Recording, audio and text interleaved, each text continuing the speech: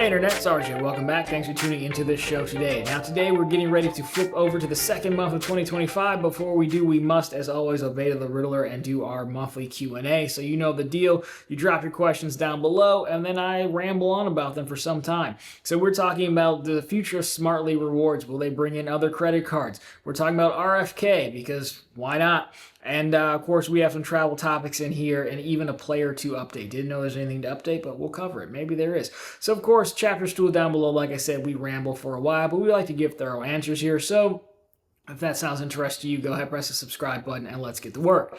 Batting leadoff, Brady Smith here with that lovely channel members logo. It's really hard to see because I have dark mode on, but he's there. It counts. We appreciate you. So, RJ, can we get an update on your player 2 progress? Also, can you tell us how you started in the game and why you started making videos? So I could tell girls I was on TV and it works. So that answers question 1, doesn't it? Or part 1, doesn't it? No. I mean, I wouldn't say there's anything necessarily crazy to update. This is a true story. I made a new friend, and I'm talking about being like, hey, I'm on the internet. You know the running joke. I'm on TV. And then she was like, yeah, look, these are all my favorite YouTubers. Like, I'm on TV. Like, you just dismissed that right in front. So, probably not going as well as you would think, but progress being made nonetheless. Maybe we just need not only more metal credit cards, but the giant plaque that you get for 100,000. Then maybe I'll be somebody's favorite YouTuber eventually. So not much. Stay tuned. Check back in a few months. Perhaps we're working on it, I guess you could say. But people are shy. They always don't want to come on the show, which I get because this isn't even your favorite show. Then why would you want to come on? So I don't know. We're working on it, man. But I got you though, so we're good. All right. Why did I? That's all true. I know it sounds made up, but all those things I just said actually happened. Can you tell me how you started, like in the credit card game? So in the credit card game, my first real credit card was like a Chase Freedom card, and I was at the tailor, which will come up later, getting like some shirts made, and like shirts. Now the shirts I have are like $200, which I know sounds ridiculous, but it's just the way the world works in banking, right? So anyhow, you gotta have the made-for-you shirts. And then I was like, you mean so if I could get this Freedom card over here and spend $500, I can basically get a shirt for free? They weren't $200 back then. And then that was kind of my first foray into the game. Is more so like, my overall thought is like you should just offset products with one another. You have to spend money. Well, you might as well get something for spending that money. And then from there on, it took me a while to actually start like min-maxing everything. But that was kind of the start of the thought process. And that was probably like 2011, 2012, something like that maybe. And then over time, once I got rid of always wanting to do the chase thing, then I really got into it. And like, hey, you can earn some serious money in here. And then the bank promotions probably started in like 2020 when I met John from Bank Account Bonus Central. He was always talking about it. I was like, all right, well, let me see if I can do this and I can beat you, because gamification still works. So that's the short version of how I got into it. Why I started making videos? Because I used to work in mortgage operations, and like you work a ton of hours, like 75, 80 hours. They weren't making us, but by choice, from like April to like probably November. And then eventually you're done with it, and you move on to salary. And so like, I kind of needed something else to do, but I went to like, I should go buy houses because I know how that works. Well, houses are expensive, and you run out of money pretty fast. So I thought I could start a channel to help pay for repairs and stuff like that. And then that didn't really work out because no one cared. It was like a general finance and no one really cared about it. But credit cards seemed to work, and it was easier to talk about, really. And then it became more of a personal thing of like, well, yeah, this sucks. I really didn't want to make videos. It just seemed like the path of least resistance. And then I was like, well, just make it to 1,000 subscribers and 4,000 watch hours, which is to get monetized. Just don't quit before you do that. And of course, it took like 18 months, made it. And then after that, I kind of feel like you should just have something that's your own. It's far too easy to get fired. Companies don't fire people. People fire people to save themselves. And, you always want to have something else of your own to help get extra money. And so now that's kind of what I use it for. But it was never really like I just want to teach people and stuff like that. I was like, I just need something extra to do. It seemed like the path of least resistance proved took longer than I thought it would. And now I just kind of like tinkering with stuff, building out the channel, adding new things like the website, the channel memberships, all that stuff. I find tinkering and building onto things to be fun. Plus, I just need something to do. I got a lot of free time, hence the player 2 question, right? What am I going to do? Go outside and meet more people? Like, that's not going to happen. Then have more people tell me this isn't their favorite channel? So long story long, that's kind of how I just needed something else to do. Then I just wanted to stick with it, and now now it's become a thing, and I think it's on track to at least bring in a few extra dollars. If we could eventually be a mortgage payment a month. Right now it's about $1,200 to $1,500 a month all in. If I could get it to be a full mortgage payment, which is $2,700, that would be pretty good. So we got some work to do though. Then maybe we'll be someone's favorite channel. Red Sox here. RJ, do you think RFK will make America healthy again? Or should Americans take more personal responsibility with their diets, exercises, and health? No chance. He can mean what I don't know the man. I don't listen to, I have no strong opinion about him, really. So I don't listen to him, what he's saying, but it's not because I don't like him. I just not interested. People are the size they are because they've chosen to be the size they are. There's no new information out there. There's nothing else we can do. We know the deal, right? Watch what you eat, watch what you burn. That's pretty much the answer. We love to blame anyone else but ourselves. We've gone through it. McDonald's killed the super size. Wendy's killed the biggie size. Remove all those. That's the reason we're fat. Okay. People are still fat. They sell salads at McDonald's too. So it's 100% choice and discipline or motivation. And I know there are some people with extenuating circumstances will say that, so you don't kill me in the comments. But no, he's got no chance. You can, unless you're going to forcibly remove stuff. But even then, I don't think you should be taking away the choice from people. People should have the choice. What they should not do is complain about it when they did it themselves or try to convince the world that it's actually okay. Like, no, it's not. But if you want to do that, then you should be able to do that. So no, I don't think he has a chance at all. Others have tried. This is not what we do here. This is not what we're about. If you want to change, you will change. You go buy a pair of Nikes and go for a jog. That's the simplest way. We shouldn't have to have another grown man tell another man like what you can and can't eat or try to limit stuff. I don't. So no, good question. I don't think he has a shot. And even then, it's weird to have a shot when half the people in the cabinet are also there. That's Trump's thing too. He makes fun of people, but he's huge. Elon, best shape. So what are we really talking about here? But it'd be fun to watch. All right, so user random name here. Affinity Federal Credit Union's Cash Rewards Visa credit card is the first card that I have ever opened, so it's a card. Cool. Two-parter. I have the CSP card, Venture card, Gold card, and Platinum card opened after in order. In this order, am I wondering if you have any suggestions to simplify the setup? What are you trying to do is the question. I know you can't answer me right now, but to me, with no more information, you're just kind of all over the place, right?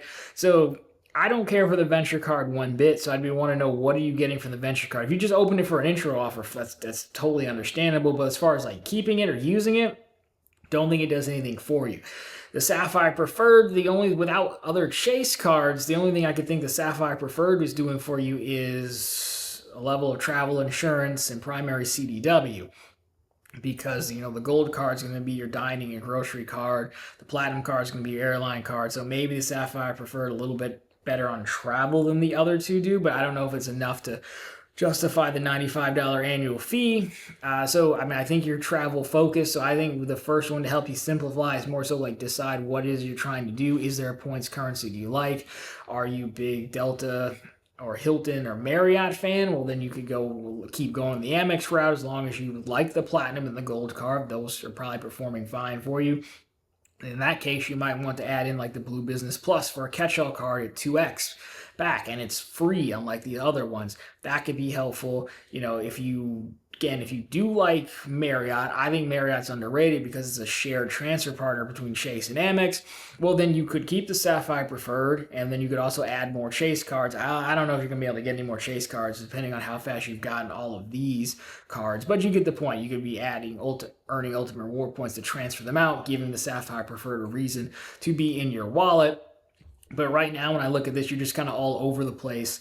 Again, they're for intro offers, no complaints at all, but I try to figure out what points currencies do you want, what travel partners do you want to use, and then build around that. I'm going to guess you're leaning more towards American Express, and the other two, the Sapphire Preferred and the Venture card, are just kind of in the way as well.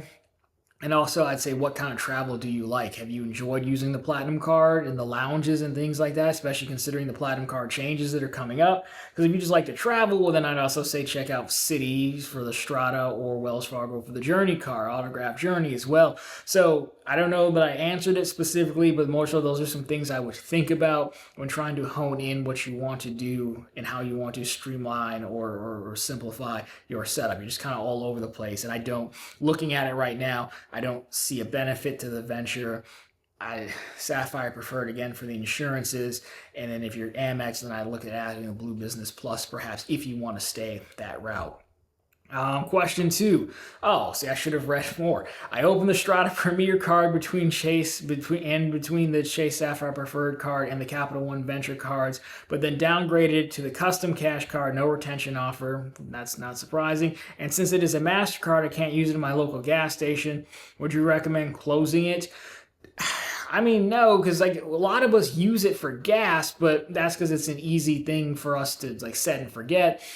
The custom cash is so many more categories. Dining, I have 2, and I use the other one for dining. I don't eat out much. Again, player 2 MIA thing, but I would just use it for something else. There's a ton of categories on there, so I mean, you really can't find anything to use it for. Like that's interesting. And again, so I guess you answered the question above. You don't want the Strata card, which is fine. But yeah, I would say you could definitely repurpose the card. The problem you run into is all your cards above, again, are travel focused, and you've got this one card that's going to be seemingly cash back. So I don't know how that's going to fit into what you're working with. But yeah, the custom cash is more than enough applications that you should be able to find something else to use it for.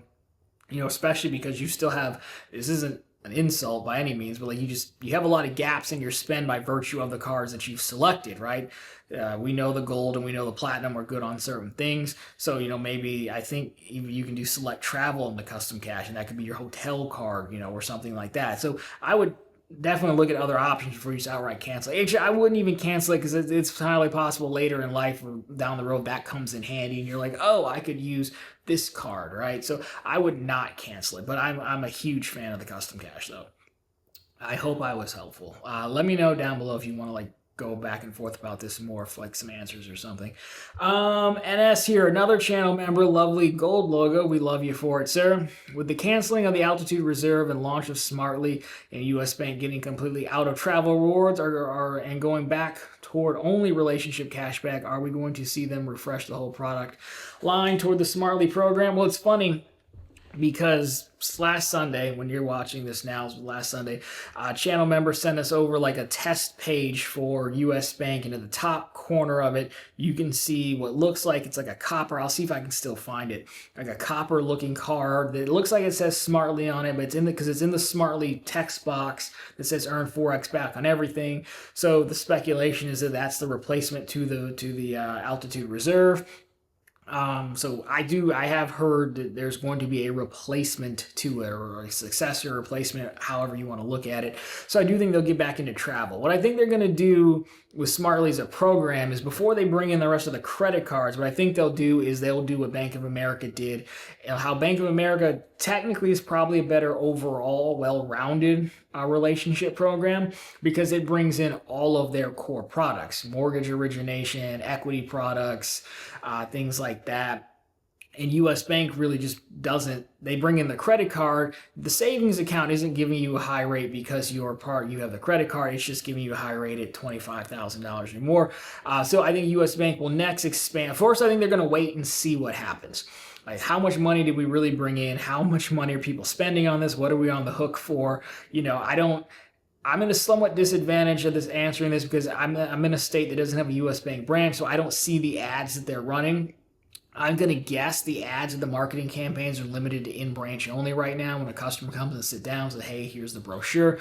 I don't know that they're making this massive push. I think we're the only people freaking out about it. And even then, much like Wells Fargo, I think I might be one of the few people who's like totally freaking out about Smartly online. I know some others. I know like the Credit Frog's done some videos and things like that as well. But, you know, I think it's few and far between because, again, most people tend to be travel. So, but I think they'll wait and see, evaluate, and then they'll say, okay, let's start to bring in the other products because the benefit's probably in the cross-sell. And I don't know, Because most people are going to do the IRA, which is what I'm doing, or brokerage. And if you're self-managed, I don't know how they're making money off of that. I just don't know enough about how wealth management works. If you're under management with them, then yeah, they're making management fees. But we're all self-managed, so I don't know how that's working. So they bring in the other products, start to cross-sell you more mortgage equity products, things like that. The other credit cards, I think that Copper card we saw could be the travel version of it. It'd have an annual fee. It would appeal to another set of customer. The problem with bringing in the other cards is they're already competitive, right? With Bank of America, the customized cash is okay at 3%, but 5.25% makes it deadly, right? U.S. Bank's already at 5%, 6% with some cards. So, there's only so much they can go. So I think it'll probably be another card in the Smartly tier, a travel card, to your point, but I think that's how they're going to expand. And we're probably talking about a 2-year run with this maybe before they start deciding if they want to nerf things like tax payments and things like that. So that's my prediction for Smartly. I don't think the other cards are going to get, I think the designs will get updated, but you're going to have, for lack of a better term, a God tier card on cash back and then a God tier card on travel. And that's what you're going to get. And the other cards, then what they could do is they could all just, if this is all solved, if they just make them earn a common currency, altitude points or whatever, if you want, and you can go back and forth between them, that's probably what they could do. And the benefit of moving points would only be if you're in a Smartly tier or something like that. That could be it, but I don't think the other cards are going to get brought in. I feel like I'm giving long answers today, but Smartly is like one of the coolest things to happen in this game, I think, in a long time. So that's my guess. The credit card connection, another channel member, and I've been on this show. Nice guy. Glad to have you. Hope all is well. All is fantastic. I'm talking to you guys. What are your thoughts about Wells hiring Ed Olby over from Chase to run their card services? Well, I had to look it up because I didn't know who he was, but he was head of Chase, like co-branded stuff, co-branded partnerships or co-branded cards. And then he also worked on the Ultimate Rewards team and loyalty systems and things like that. So, I think it's a solid hire because, as someone who helps build products, it's not hard to point to a house and be like, well, what do you got to do to build a house? You got to put up 4 walls and a roof, right? Okay, but like, how do you actually do that, right? How do you source the materials? How do you dig the hole? How do you got to start with, the trades come in at different times. You got to stagger that all in. And so the analogy I'm trying to make is that we can all sit and point at Wells Fargo and say what they should do. The same with Smartly, but they're bringing in the guy who actually knows how to do it. And there's a difference between knowing, like, conceptually, you know how to dunk a basketball, right? But like, can you actually do it when I pass you the ball? Like, probably not. That's why you're talking to me.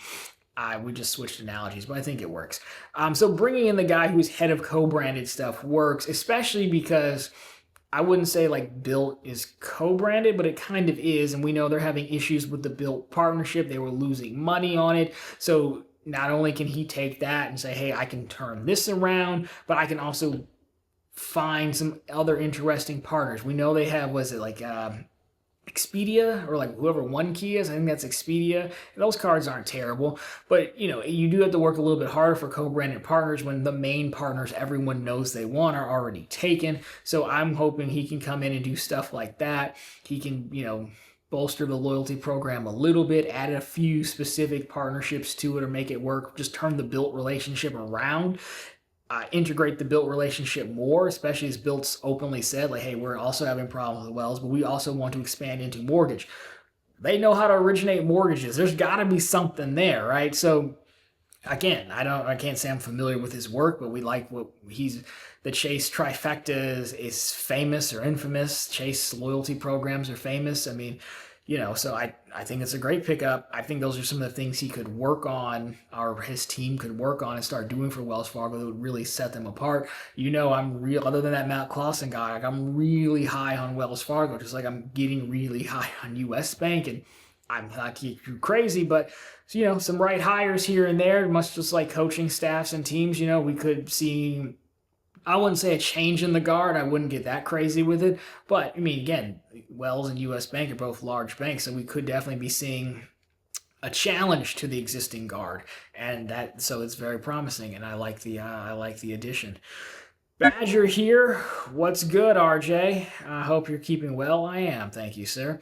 You mentioned in an earlier episode you used to have a guy for tailoring your work clothes. I just lost a ton of weight. Well, congratulations. See, he didn't need RFK. This guy did it himself. That's exactly what we're talking about. Good for you, sir. Be the change you want to see. I've just lost a ton of weight and want to get some custom shirts and need some pants altered. Any advice or recommendations? Yeah, so I still have a guy who quote makes the stuff, and like what that means is they take the measurements, they've got all the books of fabrics and things like that, then they send it off to whatever. Most of the stuff is still made in China, but the fabric does come from mills and things like that. So a few things. First of all, I would really start watching some style channels, which is what I started doing back then, because there's a lot of things you just don't know that you don't know. And this stuff is expensive, so you really only want to do it once. I used to watch the Alpha M guy, Aaron Marino, Real Men, Real Style. Those are mainly the two. There's some other, I'm sure there's some other ones that have come up, but those are the OG ones that I used to watch. And I'm just throwing some random things out here, like the buttons, right? If you get a suit, the buttons work on your cuffs. They're called surgeon cuffs, but you can pick the color of the buttons. But, I always wear black shoes and socks. So most suits, they'll give you some kind of brown button. But really, if you got brown buttons, then you're going to want, brown shoes and things like that. So paying attention to the color of the buttons, for example, thinking about what else you're going to wear with it. So it looks well thought out, matches, things like that you start to learn that you wouldn't normally, I guess, know off from buying stuff off the rack. Look around, look at a lot of pictures. Suits was always a show people would like pictures of. James Bond, for example. Get some ideas of some looks. Like, oh, I like this part of the suit, I don't like that. I might want it to look like this or that. And then when you go to, meet the person, bring pictures of, what you're thinking of, and understand kind of like, the shirt collar, for example. How wide do you want the collar? It depends on what kind of knot you like to tie. Like go full Windsor, you want a spread collar. Stuff like that. But this person should walk you through all your different options. I'm just saying have an idea, because it's going to be a lot to learn as soon as you go there, for your first time, right? Not if you're just going with a standard navy blue 2-button deal, it's really hard to mess up, but you might want to go something fancy or different. So that's that. They're going to have all the material and stuff like that. They should be able to walk you through it. It shouldn't be too hard to find a few companies, because there's not too many of them. Like around me, I know 2 of them, but that's a suit. That's what I would call a suit guy. Now with tailors are tough to find. They're easy to find, but my experience, it's hard to find a younger tailor. Well, age isn't really the problem, but so I go into a tailor. I always want stuff as tight as possible, right? What's the point of all the jogging? But not all older tailors or tailors kind of really understand why you want it tighter. They're like, it fits fine, and this is always a back and forth, right? Even though you're going to show them pictures. So it's hard to find a tailor who's I'm going to say current and modern enough to understand different styles. There's some more so I have the skill and I can definitely take it in or not, but it looks fine to me. Why would you want darts in the back of your shirt? So when you're looking for a tailor, I would do the same thing, have pictures in mind, that you want, and you might have to try to have a conversation with them, talk to them, have them pin it off for you so you can see, start with one thing, see if you can get it right, and then, go bring them more stuff. But it is hard to find a tailor. Finding a suit guy shouldn't be that bad. I just think having education beforehand, watching some channels like that, getting a really good idea of what you want is probably the best way to go as well. Then, you can kind of talk it over with them, because those guys are kind of partly styled image consultants, if you will, which isn't really needed, but you may be into that. It really just depends on how out there you want to get them. Again, if you just want navy blue, well, navy blue is navy blue, right? But, I would educate yourself on stuff like that. And then you can also just message me if you want as well. But that's what I did. As far as finding them, I just did word of mouth. People around work started to have guys that they knew or saw, and that's how I found the people that I did. So good luck.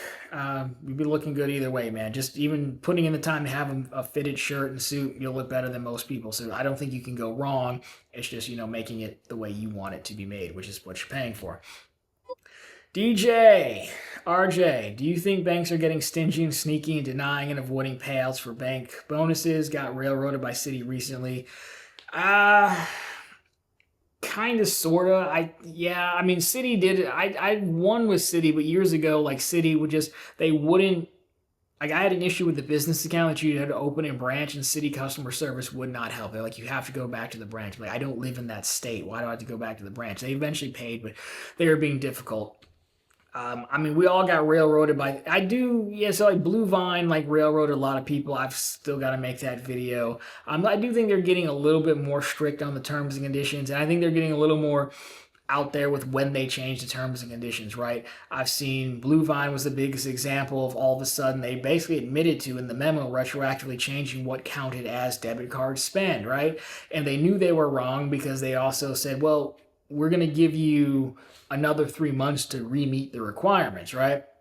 I think we're seeing things like that. If they're getting more hip to not liking things like PayPal bill pay or not liking, debit card swipes. I've had a channel member too already mention like, hey man, they said these debit card swipes weren't real spend. Like, no, an Amazon Reload is real spend, but they don't like it because it's not in the spirit of, what we're doing. We've seen things like Opto, who surprisingly paid me out. They issue an offer, then they immediately change, the terms and conditions and things like that. So yeah, I do think they're getting sneakier. And the problem is, like, CFPB complaints get you potentially to someone who can make a difference. But, all the terms and conditions always say it's like the bank's sole discretion that, they can say what gaming of the system or abuse is. So, really, you don't have as much recourse as we would like.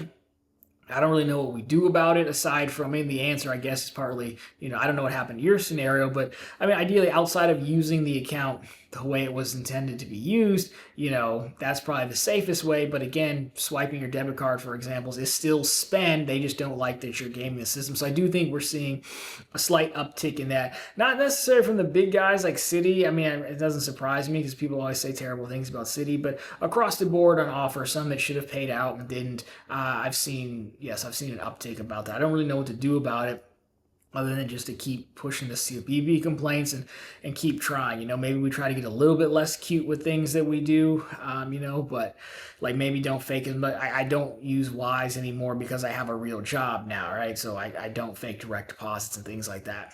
Sometimes I try to pad it by keeping the direct deposit going, even though technically I've met the terms, but I don't have anywhere else to send my direct deposit. So whatever, I'll just pad it a little bit. But yes, it has been getting a little bit tougher out there, from what I would say. I don't have a good answer for you, but yeah, I agree. Luke's Points and Miles, Uncle Luke. Big fan of the sports ball. Sorry for the loss with the Lions. I don't really, I was rooting for them because they're like the home team, right? But I don't like really care that much. My dad's a big Lions fan, so I felt bad for him. But people here also just wrote off the Redskins or whatever they're called now, as well, which I think was a mistake. He's a Buckeyes fan. You are national champs again. I like Ohio State. Michigan's a good program. Ohio State seems to be more of a consistently great program. And I've always liked that Ohio State will do what it takes to win. Michigan's kind of like snooty and like, we want to win, but our way, and that whole thing. So I like Ohio State. Are you coming down to the beautiful island Puerto Rico in November? Maybe. It seems unlikely. It seems like a trek. I don't know what the days are. We'll have to see. I can't commit to it. I feel like I'm leaning. I feel like probably end up sitting this one out. Seems like a trek. It's like a whole day of travel there and back. And I'm always there for less than 24 hours. So I'm not going to get your hopes up. It just feels like a bit of a trek. Cost a few dollars. I don't have a ton of points. I don't have any points, right? So leaning towards probably not, but there's still plenty of time till November. I'm always a last minute person, so we'll see. But I don't know, might be too far. But thanks for checking in on me as well. I appreciate it. Kenosis here. Do you trade stocks individually? Do you only stick to retirement accounts? I just have all mine is basically 2 retirement accounts from one at U.S. Bank and one at Bank of America. I don't think I have any individual stocks. I think it's just index funds, really. Weirdly enough, I've never really been super interested in stock trading and buying and things like that. So no, should you just set it and forget it? I make my $7,000 contribution at the beginning of the year, pick up something, it was like VT Sachs, VTI, forget all the abbreviations, something like that, and then don't revisit it again. I mean, I think I have the dividend set up to like auto invest. I mean, I check on it periodically to see if there's anything I do need to reinvest, but I don't really mess with individual stocks because I'm probably not going to do the homework or research necessary to be good at it. Is kind of my thing. Should I? Probably, but no, I don't really. Just the retirements. All right, so excuse the awkward cut in from future me, but somehow I missed a question from Michael, and I don't want to leave him hanging. So he asks, he's retiring from the military, so hey, do you have any tips for, retiring and then from the military and getting into banking? So on the surface, I mean, it doesn't really work any necessarily different than other places. I'd say the advantage of banking is, how I got in was unintentionally, really. I just needed a job, but they take plenty of unskilled hires or skilled hires. And granted, I'm talking about me at 20, so I was definitely unskilled. I don't know what you're doing for the military, so you could very much so be skilled. But generally, when we say skilled hire, we mean somebody like an attorney coming in trained for a specific type task, right?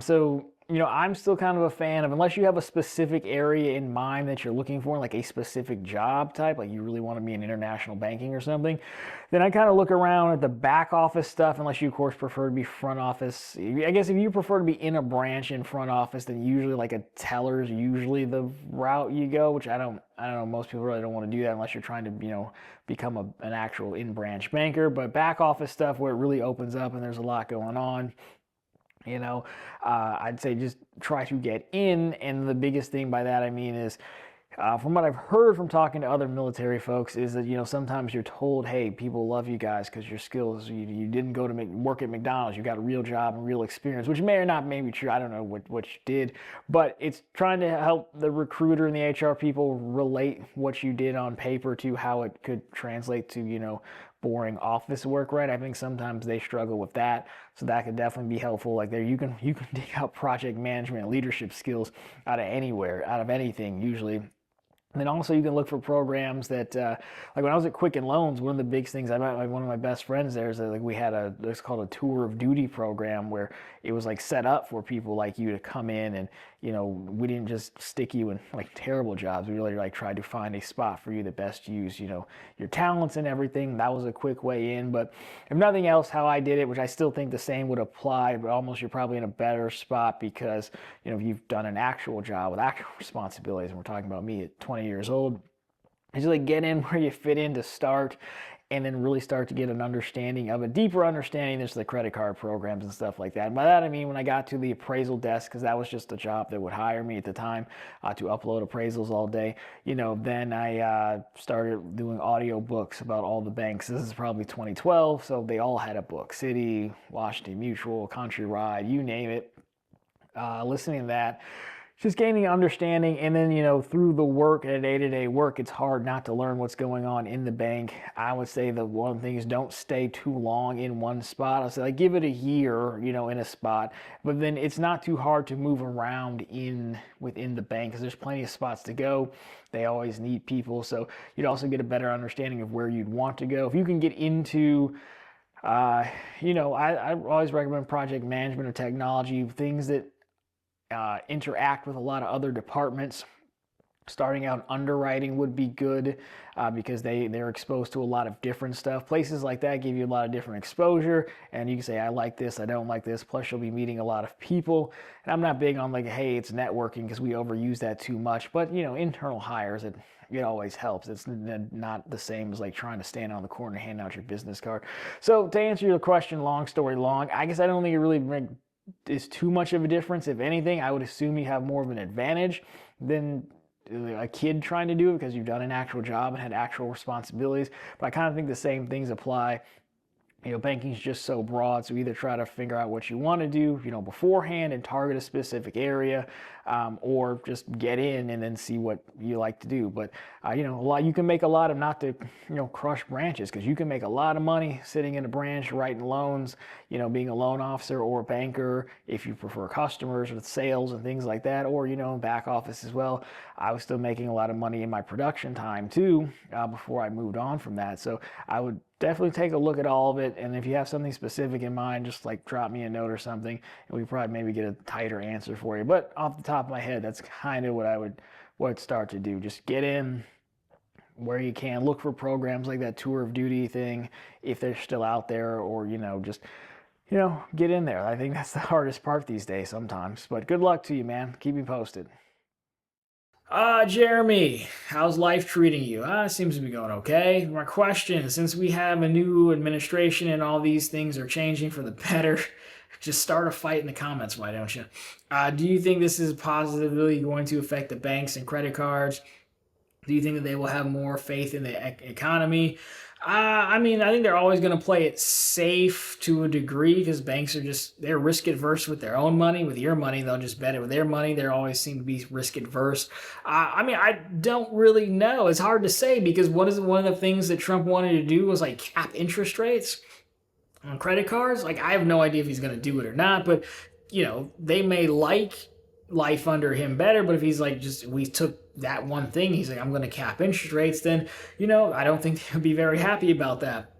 But the thing that they will still get their money, right? It just depends on how they're going to get their money. The argument against capping them is that you probably end up making banking products harder to get for some people, but then that's a funny argument because you're also making banking products harder to get for some people who shouldn't have them anyways because they'd be paying interest. So it ends up in this vicious cycle of things. So I don't know that he's given a clear indication of like what's he going to do. I mean, generally, sure, the Republicans are better, more in favor of big business, and if he does get the economy back on track, that just generally equals more spending. More lending perhaps. The rates are going down, which is a good thing. So I would assume yes, but that I'm going to cap interest rate thing is just kind of a bit of a wild card. I mean, he's working through his executive orders now. I don't know what we'll see. Maybe he forgot about it. Maybe he'll come back to it.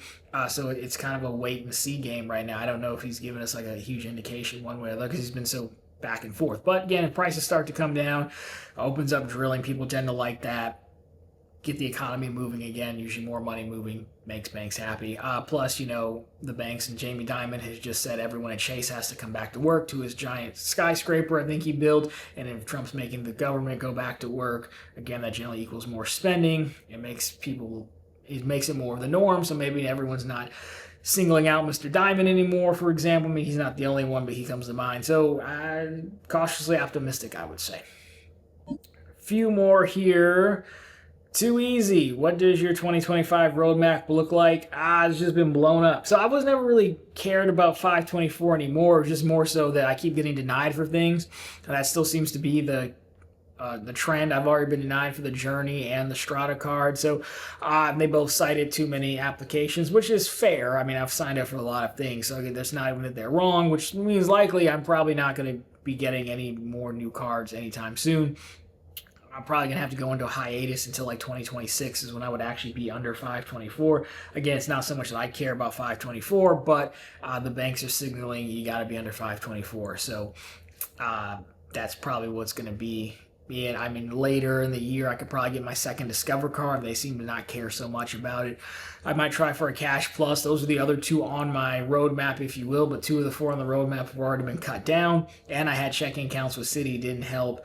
So the roadmap's kind of been a bust. I think I'm going to have to fall back on my fairly strong 5X setup, and again, having Smartly greatly helps, but the roadmap was the Autograph, the Cash Plus, the Discover, and the Strata, but I don't think I'm going to be able to get any of those. Again, we talked about a little bit earlier in the show, but yeah, that rumored design of a potential U.S. Bank travel card, that could be interesting too. There's someone in Smartly who still does kind of need a travel card in case I go see Luke in Puerto Rico, right? So I don't know. It's anticlimactic of an answer, but I made so much money last year, and that I'm going to have to go into a forced hiatus, I think, to get the roadmap back on track. Sucks, but 100% worth it, and I would do it again. D Green here. How often do you need to use a card to keep it active, and what's the best strategy to do so? Have any of your stock drawer cards had their credit limit decreased? I mean, if nothing else, like once a year at minimum should do it, but you could say once a quarter just to be safe, but like once a year is probably fine. I haven't had credit limits decreased. I have had cards close. Well, like I just got a letter from a U.S. bank that if I don't use my triple cash card by February, they're going to close it. I don't care. Close it. I don't need it. I don't get a lot of credit cards closed though, because most of the cards I've had, I end up converting into something useful, like my Bank of America Unlimited Cash. I just phoned up and converted that to another customized cash, so I've effectively got 3 now. So a lot of my cards, I don't churn as many cards as people would think, because I end up converting them into duplicates of useful cards. I don't think I've ever had credit limit cut though. I have had cards close. Wells Fargo closed my Business Platinum. My Triple Cash is going to close, which is fine. Sometimes they send you a letter. I've seen one letter. I think I've got one letter. I can't remember the card. It was like, hey, we're closing it no matter what. U.S. Bank gave me the option to use it, and they keep it active. I was like, I don't care. So it'll be closed, next week probably, and that's fine. So if you want to keep them active, I would say at minimum once a year. Strategy. Amazon Reload would be fine. I don't think they look at the amount of spend. I think they just look at, is it being used? So for cards that I have multiples of, like the Freedoms, I just kind of rotate which card I use. If it's not a category where I'm going to use multiples, so if it's groceries this quarter, so I'll use in January, I'll use one card, then I'll put it up and I'll just grab another Freedom and use it in February, then I use another one in March, and that's going to keep them active, plus it's the same thing, 5X on groceries, it's 5X on groceries, so I'll do stuff like that. But back when I was trying to keep the Huntington Business Voice card active, I do an Amazon Reload once a year, but now I don't need it anymore, so I don't really care. But that's probably the easiest strategy, I would say. Kari dude, 3 for you. Okay, when did CSR actually lose popularity and start going downhill? Easy, when they raised the annual fee from $450 to $550, which was 2019 maybe, something like that.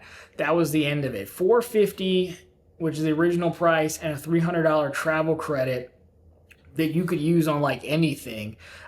Was pretty good. Because now you're talking about $150 to get Priority Pass, open up transfer partners, plus the 1.5x boost through Travel Portal, for Chase, and then the travel insurances.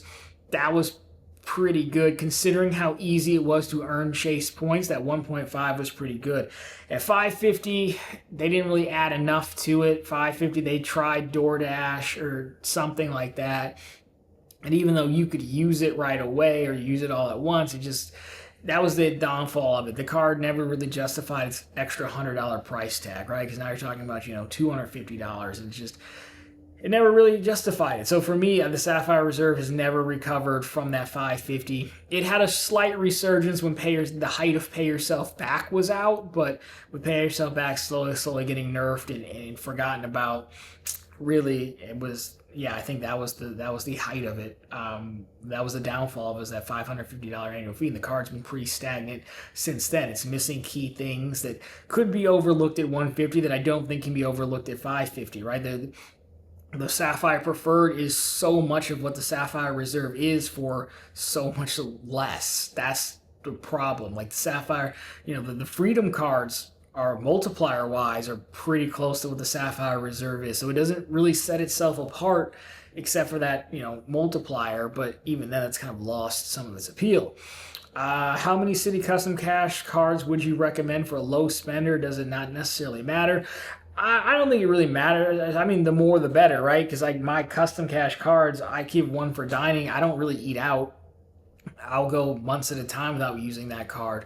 My gas card, I just maybe $25, $30 a week, so it's more so just trying to earn 5% back on all the things that I spend on. So, I would, out of the list of custom cash categories, I would just start signing up your custom cash card for your highest areas of spend. If you don't spend a ton, you don't spend a ton. I'd rather still earn 5% than not. So I don't think the answer is get as many custom cash cards as you can is always what I've tried to do and still trying to do. I do know the City Rewards Plus is a World Elite. I believe it has the World Elite logo, but I do not think it is a World Elite card. The ones that are World Elite, like the Strata gets the benefits. I think even the Double Cash. But I do not think the Rewards Plus is a actual true World Elite. I think it just has the logo on it. 3 more here. Oh, I should refresh. Thank you for all the questions. J Rod, RJ, when in person signing up for a bank account, how do you respond to a banker questioning why you closed previous account to churn? How do you respond to them asking why you want to open the account? Yeah, I get awkward experiences all the time. Sometimes I just tell them the truth. I'm like, I'm just here for the money. I went to Huntington beginning of the year to open my business checking account because I can no longer do it online because I've opened so many of them. They can see how many times you opened it and closed it. I just told the guy, hey, I'm going to be your easiest customer of the day. I need to get this business account with this promotional offer. And he understood what we were there to do. And actually, I asked him, he's like, nah, I don't personally really care because it actually saves me a lot of time because I'm not going to go through the business spiel with you. He's like, it's an hour conversation. If I ask you, what type of business, this, that, and the other, do you want merchant services? He's like, look, it's my job. I'll open the account for you, send you on your way. If you get the, as I usually just tell them, I've never had anyone, I've almost been kicked out a few times. One time at CIBC for a checking account. She was just really uncomfortable with my check score, but her branch manager approved it. And I was honest and told them, I was like, no, I do this. This is what I do. And they're like, okay, well, if you promise to stay, like, sure, I'll stay, whatever. So I don't think I've ever had it really be awkward. A lot of times I wouldn't say happy, but a lot of times they talk about it with you, or, I'll say, well, do you have anything else? And I'll say, call me if you have any other promotional offers. And of course, they'll try to sell you stuff. I'm like, if it doesn't have a promotional offer, I don't want to see it. Sometimes it's helpful, sometimes not so much. I wouldn't like flaunt it and brag about it, like, oh my gosh, I'm so cool, I'm here to take your money. But I also wouldn't worry about it. I mean, I kind of think about it as long as you fit the rules of it and you're in their risk tolerance, like, there's nothing in your account that, like checks, for example, precludes you from doing it, they shouldn't turn you away. And if they did, just go to another branch, honestly. So I wouldn't brag about it, but I usually just tell them, no, I do this once a year for the money. If you want to lie, just, say, hey, unfortunately, I had to close the account, due to I needed the money, right? I needed the money, and now I have got money again, and I'm back. That should do it, because no one's really going to ask you about that. But really, it's only ever been awkward like one time. There's been maybe one or two other times, but for the most part, they really don't care. I mean, they're just doing a job, right? Do you really care if someone comes in your job? Why? No, let's get this done, right? So that's kind of what I do. Again, I don't brag about it, but if it doesn't come up, then I don't mention it, but if it does come up, I'm like, nah, I'm just, here for the money, really. We're not the only ones. It does happen. So I don't really worry about it. It's only ever been a problem once. So, and then there's more than one branch too, so you're good if it comes to it. Not the real Joker. In your opinion, which brick and mortar bank offers the best wealth management and brokerage services? Well, I'm probably not the best one to answer this question because I only use two right now, and it's Bank of America and US Bank recently, and I don't really trade too much. It's just to kind of set it and forget it. I will say Bank of America is kind of older and archaic looking. I don't really care for it. It's getting better. I mean, all I'm doing is buying like one thing a year, so it's doable, but I don't really care for it. I wouldn't like recommend it. It's fine if you're gonna use it as a day-to-day thing, actively trading stuff, you probably don't want to be bothered with it. US Bank seems better, but again, I'm just doing like index funds. I have a good friend of the channel who's like, some kind of bond trader extraordinaire. Like they won't let him trade bonds, I don't think, and that's a downside. So it's somewhat limited for people who are trying to do a lot of stuff. Again, I like US Bank has been working on their interface, so I don't mind US Bank. I find the design a little bit better than Bank of America, but I've never used Chase or Wells or City or any of those, so I mean, you did specifically say brick and mortar, so those are the only ones I can speak to. I'm really just talking about user interface. I'd have to go US Bank 1, Bank of America 2, only because of those two. But I mean, if you had to pick one, I guess it would be US Bank, because it did seem much better than Bank of America or Merrill Lynch's interface. If you're going to do some serious stuff, then I still think you're better with the Schwabs and the Vanguards or the Fidelities, honestly. But I'm just super limited. So if anyone's had any success with brick and mortar banks, let our guy know down below. But I really haven't used them too much. So sorry about that. Nathan Cashback, lovely channel member logo to bring us home. Happy 2025 to you, sir. It's good because we've got like 10% battery left. What do you think might try to increase its competitiveness within the game and take a little market share from Amex Chase? Seems US Bank is pulling moves with Smartly, but also suspecting Wells Fargo City to make some moves as well. I think kind of answered this earlier a little bit inadvertently, but that was almost an hour ago. So, yeah, I mean, I do think U.S. Bank and Wells Fargo come to mind. Citi's let me down so many times. I years ago I made a video that's like Citi should be the best card issuer out there. I still stand by that. I don't think they really want to, but the original Citi Prestige was like God mode card, right? So they know how to do it. That said, I really, really like what Wells Fargo is doing. And the Wells Fargo is just a year or two ahead of US Bank, right? Not so much in cards because US Bank has more cards, but in like total rebuild, tear down, rebuild mode. Because there's the top end people who like American Express and their fanciness, perceived fanciness, but there's people like me, which I believe are more the average people who just like travel cards, but like really prefer cash back and things like that. That's Wells Fargo. It's simple to use. The base autograph card covers so much. You'd argue it's actually better than the Strata card because you get a lot of 3x for free, whereas it costs you $95 on the Premier. Granted, I understand that there's a hotel credit on the Premier, but again, the airline credit on the Journey is easier to use. I think Wells Fargo is doing right. Plus, you can throw the Attune card in there, which covers a lot of 4%. There is some issues with coding I've read, but solid lineup across the board from Wells Fargo. We talked about them bringing in this new guy. Maybe they can unify it all together. Let alone if there's any tie-in with Bilt Rewards and Bilt actually does find a way to tackle mortgages, which again didn't really sound like they needed the credit card to tackle mortgages. You could just go through their platform, but still, if they could find a way to tie into Bilt's transfer partners, they would probably win. I think.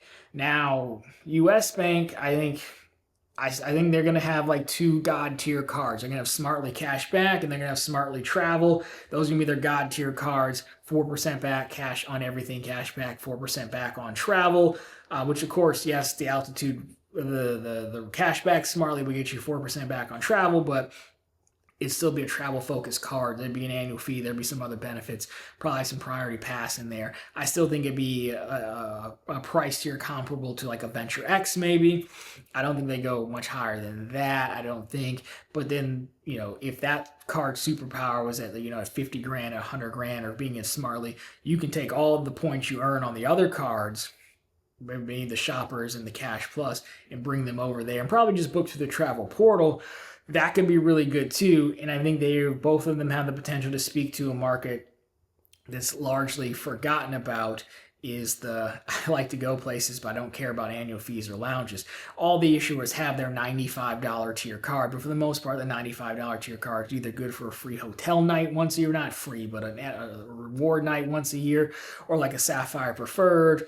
It's like, yeah, you doing it for the travel insurances, or even the autograph Journey, that, yeah, you're doing it for the travel insurances, so I think they could capitalize on that, where American Express clearly doesn't care about that market. Chase is in a weird sort of, Chase is kind of that old line in Batman, where Bane was like, victory has defeated you. Like, I don't have to try anymore, so whatever. So yes, I'm pretty high on those. I think so those are the only few. I don't think Bank of America is going to do anything. They don't really have to do anything. They play a different game. And outside of that, there's a massive drop off after like the top 5 in banking, right? So I think you called it with those. I mean, what could Citi do? Citi could always do something. We believe there's going to be a Strata elite card, and they might even make their own lounge networks. If Citi does what everyone wants them to do and just brought back the OG Prestige, then I think they win, but I don't think they're going to do that. They could have done that at any time, and people went crazy with that card. So I don't think you'll see the OG Prestige, but that is like their trump card, if you will. Like, hey, 4th night free, all hotels, done. But I don't think that's going to happen. Citi's other move would probably be you can do the same thing with ultimate reward points that you can do with thank you points. The American Airlines, I guess, transfer partner is probably the potential secret weapon over there for AA flyers as well. And that's the thing. That's the last thing I'll say. That's the one thing that Wells Fargo and US Bank probably really can't overcome, which is why it makes more sense to compete with people like me versus people like Uncle Luke, is because all the major chains are taken and exclusivity deals. And the only time there's not an exclusivity deal is if there was through some merger. And again, we just saw Citi buy out Barclays. So if you can't get the chains and you got to compete elsewhere, I think they're both showing you the way to do it. and I am looking forward to all of it. So, fantastic questions. Here we go. We've got 4% battery left, so we got to run. But, of course, thank you for everyone who wrote in. If you need more clarification, want to go back and forth, definitely let me know down below. If you want to yell at me, that's also fine, too. Of course, if you liked it, drop me a thumbs up down below. If you found it particularly interesting, consider subscribing to the channel. So we're posting content just like this every single week. And, of course, we're back every Sunday with all the news you can use in the week that was in credit and finance. And, of course, every single day over on ProfitfulContent.com, which is the channel's blog, always linked down below for you, and on the channel homepage. We have the latest news stories. We have the latest bank promotions if you want to get started on some of these accounts. And of course, credit card offers if you want to get started on that or just add to your pile. We got the place for you. Anyways, guys, thank you so much for watching. I'll talk to you very soon next week.